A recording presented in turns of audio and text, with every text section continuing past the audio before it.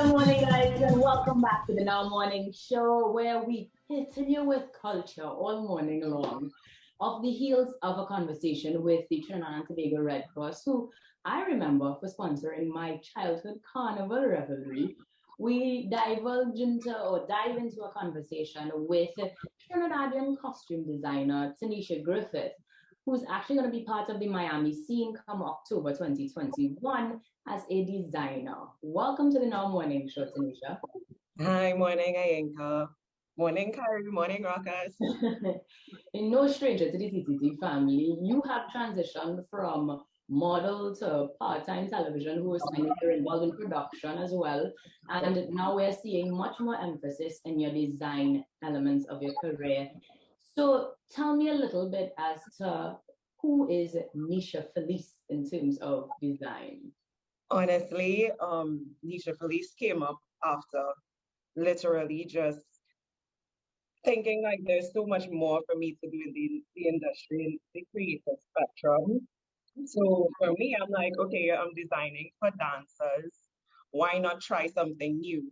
So what happened was I literally started off with Monday wear because I'm like, okay, easy. And then I was like, you know what? I need to push my boundaries just a little more and see if I could really get on the costume scene because you know that's really hard to do.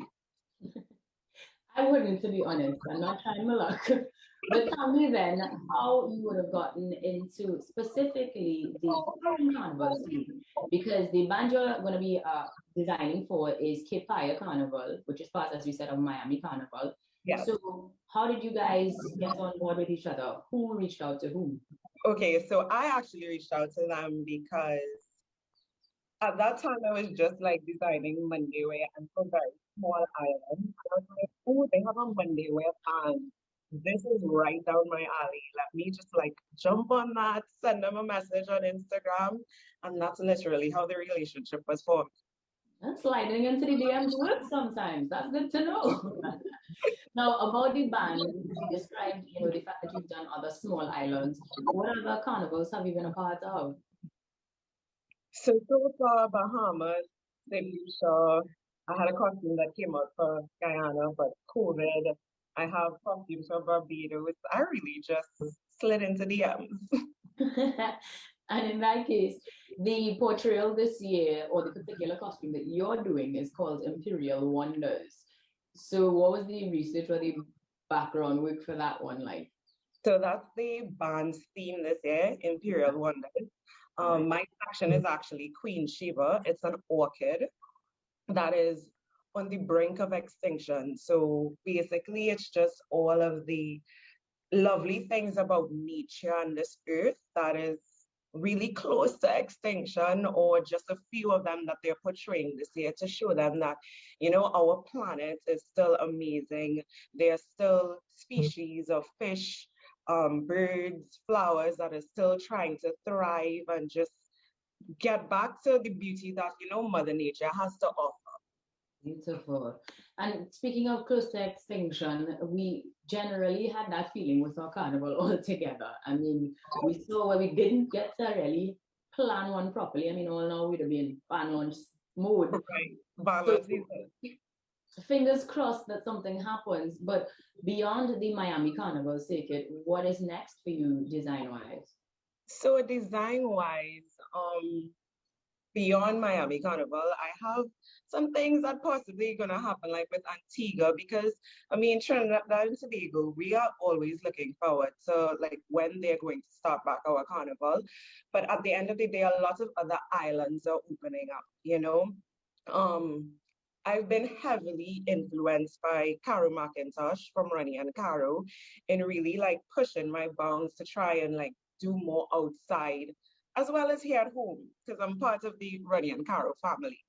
Um, it's just one step at a time. Whoever reaches out, whoever says they have a carnival, I'll be on social media definitely looking to see what's going I on. didn't know CMs again. I think it's important to note though that apart from the designing, you also still have a very blossoming career in on the runway itself. So to Right. somebody who is aspiring to perhaps transition into either of those realms or perhaps dabble in both, what is your top three? What are your top three must-dos career-wise? Tips and tricks, because we're all about growth. Like just be persistent because I've had my fair share. I've been a Miss Trinidad and Tobago. I've been on the runway, and before I was actually able to represent my country as a Miss Trinidad and Tobago, it took so much. Like I literally went up for that pageant like 3 or 4 times before I was even able to say, okay, I represented my country. And then I literally said, okay, what's next? What do I use this platform for? So you just have to be extremely persistent. You have to invest in your craft. So when you make money, just literally put that back into yourself. And then you just have to love what you do. If you don't love what you do, it doesn't make any sense. Beautiful. Well, I loved chatting with you this morning, and hopefully we've inspired somebody to get on board with that next level of their career, whether it be in front of the camera, behind the camera, or any other facet they're in.